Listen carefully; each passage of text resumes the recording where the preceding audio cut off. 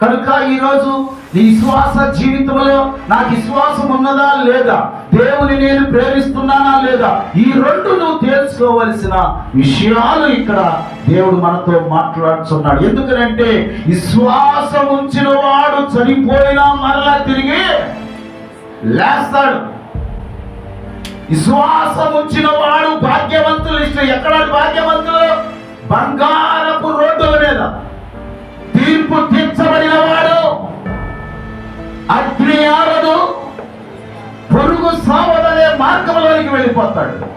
ఇప్పుడు ఏమంటున్నాడంటే విశ్వాసం ఉంచిన వాడు చనిపోయినను తిరిగి మరలా లెగుస్తాడు. ఎలా లెగుస్తాడు?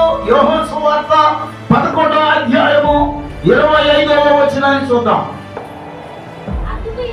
అందుకు యేసు పునరుత్థానమును జీవమును నేనే, నా యందు విశ్వాసముంచువాడు చనిపోయినను బ్రతుకును,